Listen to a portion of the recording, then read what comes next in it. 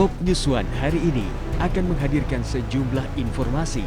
Di antaranya, penyidik senior Komisi Pemberantasan Korupsi Novel Baswedan terinfeksi virus corona.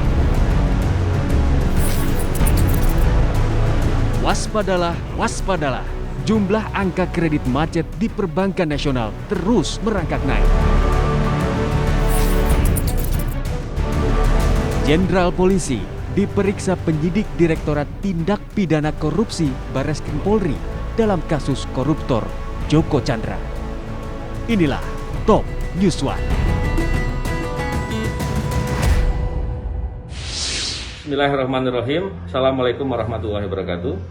Kemarin saya mengikuti tes swab di kantor KPK karena ada penyidik yang positif COVID dan hasilnya saya diberitahu tadi bahwa ternyata saya dikatakan positif. Walaupun secara fisik saya merasa sehat, tidak ada gejala apa-apa dan saya tidak merasakan sesuatu hal yang apapun. Tetapi saya paham bahwa saya harus menjaga agar tidak menularkan kepada orang lain dan mengisolasi diri di waktu yang ditentukan di rumah. Saya juga mengajak kepada kita semua untuk selalu mentaati protokol kesehatan, selalu menggunakan masker, selalu mencuci tangan dan menjaga jarak. Semoga kita semua terlindung dari penyakit ini dan semoga pandemi ini segera berakhir. Semoga Allah berikan perlindungan terbaik untuk kita semua. Assalamualaikum warahmatullahi wabarakatuh. Penyidik senior Komisi Pemberantasan Korupsi Novel Baswedan terkonfirmasi positif COVID-19. Selain Novel, juga ada belasan pegawai KPK lain serta 1 tahanan yang terinfeksi virus corona. Berdasarkan dari hasil swab seluruh pegawai KPK dan juga para tahanan yang ada di rutan KPK, ditemukan ada 13 orang pegawai, 9 diantaranya adalah pegawai KPK di beberapa direktorat, termasuk juga ada Direktorat Penyidikan, kemudian 4 orang pegawai outsourcing yang bekerja di lingkungan KPK, serta 1 orang tahanan yang terpapar virus COVID-19 ini. Para pegawai KPK yang positif COVID-19 kini tengah menjalani isolasi mandiri dan dipantau petugas puskesmas tempat tinggalnya masing-masing. 1 tahanan yang juga terinfeksi virus corona dipindah ke Rumah Sakit Polri, Kramat Jati, Jakarta Timur.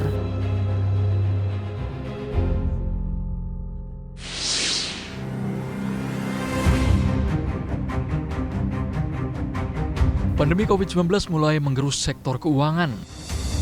Jumlah kredit bermasalah atau non-performing loan (NPL) perbankan terus merangkak naik. Otoritas Jasa Keuangan OJK mencatat rasio NPL gross terus meningkat dari level 2,53% di akhir tahun 2019 hingga ke level 3,22% di bulan Juli lalu. Meski merangkak naik, anggota Dewan Komisioner OJK sekaligus Kepala Eksekutif Pengawas Perbankan Heru Kristiana mengaku tingkat kredit macet masih tetap aman. Kalau kita lihat NPL kita memang meningkat grossnya ya dari 3,11 kemudian sekarang 3,22. Tetapi saya ingin menambahkan bahwa NPL net kita itu malah justru membaik dari 1,13 menjadi 1,12. Itu artinya apa Bapak Ibu sekalian, bahwa di tengah pandemi bank itu harus melakukan restrukturisasi, teman-teman perbankan itu masih tetap prudent. Jadi artinya mereka tetap membentuk cadangan gitu ya. Karena NPL net itu kan gross yang sudah dikurangi dengan cadangan-cadangan yang dibentuk oleh teman-teman di perbankan kita. Selain di perbankan, kenaikan kredit macet juga terjadi di industri pembiayaan. NPF kita memang secara gross sama dengan perbankan tadi 5,5. Tetapi secara neto itu saat di bulan Juli ini 1,8%. Jadi artinya memang perusahaan-perusahaan pembiayaan tetap konsisten membentuk pencadangan untuk mengantisipasi risiko yang ada.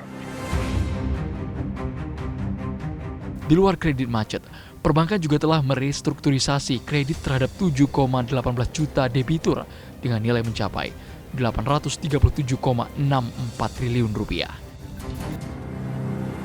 Di tengah meningkatnya kredit bermasalah, Ketua Dewan Komisioner OJK Wimbo Santoso mengaku kondisi sektor keuangan masih tetap kuat.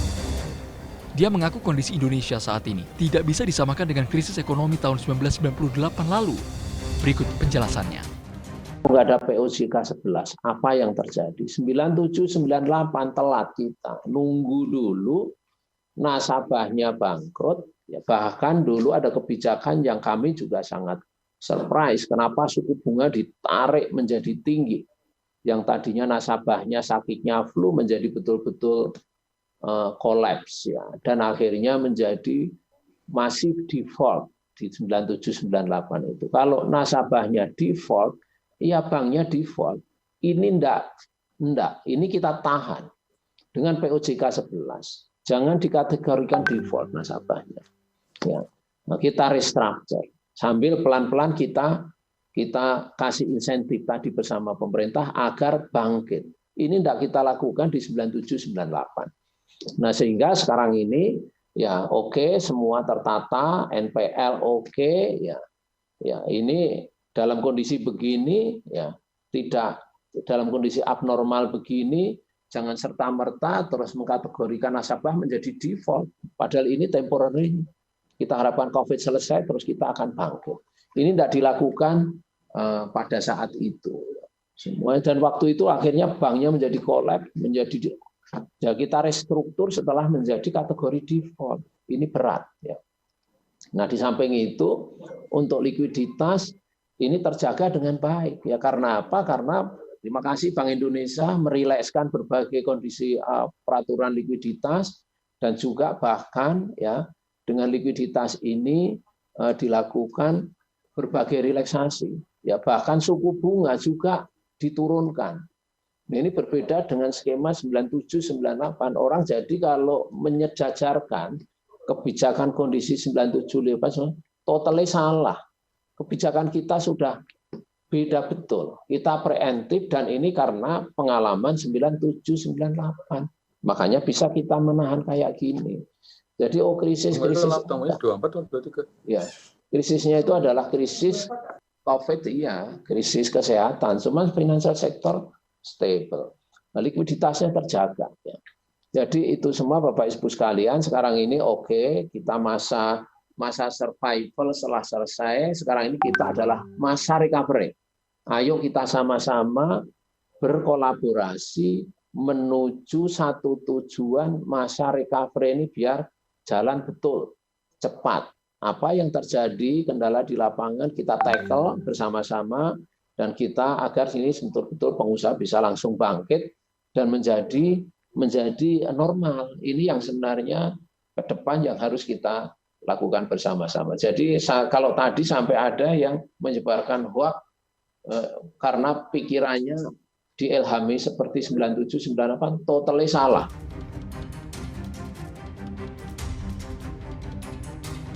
Semoga saja angka kredit macet di perbankan dapat terkontrol dengan baik agar tidak menimbulkan kesulitan lebih dalam di masa datang.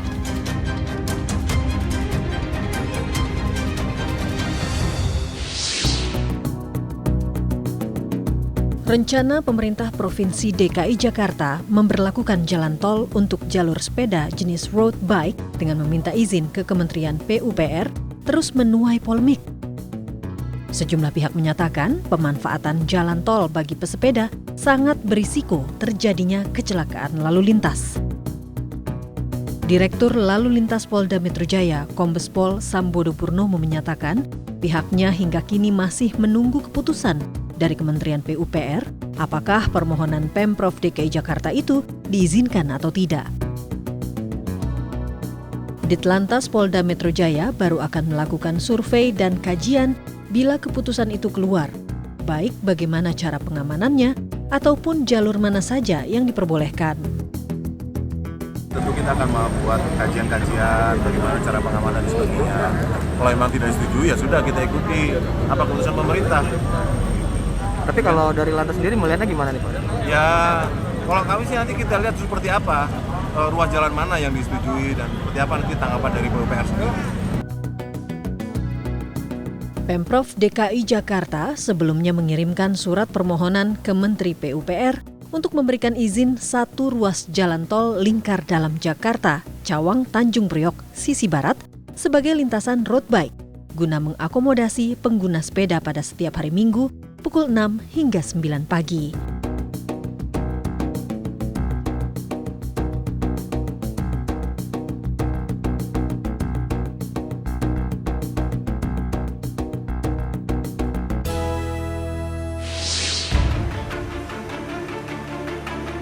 Irjen Pol Napoleon Bonaparte mendatangi Bareskrim Polri ditemani kuasa hukumnya.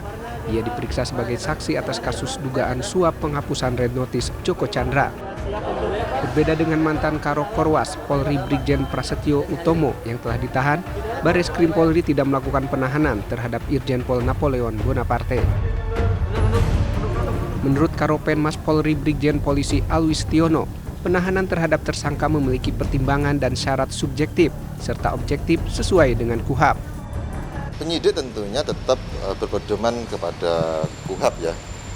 Kitab Undang-Undang Hukum Acara Pidana, di sana sudah diatur bahwasanya memang untuk menahan seseorang atau tidak menahan seseorang itu memang ada syarat subjektif dan syarat objektifnya. Tentunya penyidik menimbang itu ya, menimbang itu. Karena memang pengungkapan kasus korupsi itu tidak mudah ya. Sementara itu, usai menjalani pemeriksaan selama 4 jam, Irjen Pol Napoleon Bonaparte mengatakan akan mengikuti proses hukum yang berlaku. Saya hari ini akan menyampaikan pesan kepada siapapun yang masih meragukan integritas saya, bahwa hari ini saya berjanji dan memastikan bahwa sebagai perwira tinggi Polri, saya bertanggung jawab untuk mengikuti seluruh proses penyidikan ini dengan bersikap kooperatif. Saya tetap setia kepada Polri dan pimpinannya. Wassalamualaikum warahmatullahi wabarakatuh. Terima kasih.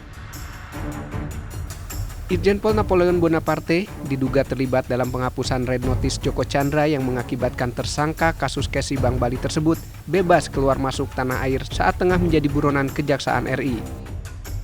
Selain Bonaparte, Bareskrim Polri telah menetapkan 3 tersangka dalam kasus ini, yakni Joko Chandra dan Tommy Sumardi, selaku pemberi suap, serta mantan Karok Korwas, Mabes Polri, Brigjen Prasetyo Utomo.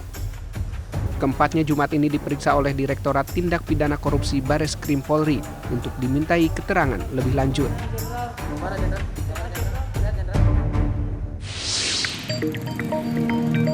Polres Binjai, Sumatera Utara terus melakukan olah TKP dan mengumpulkan sejumlah barang bukti di lokasi ledakan tabung gas 50 kg di Desa Tandam Hulu, Kecamatan Hamparan Perak, Deli Serdang, Sumatera Utara.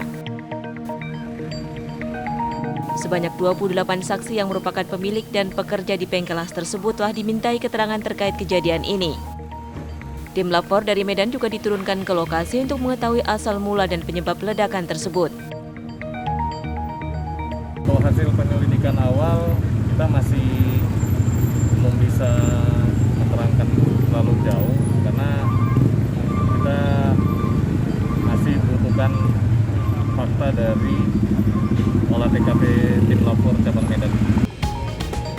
Akibat ledakan bengkelas kemarin, 3 orang tewas dan 10 orang lainnya mengalami luka, 1 diantaranya dalam kondisi kritis. Para korban adalah para pekerja dan warga yang sedang melintas di depan bengkelas.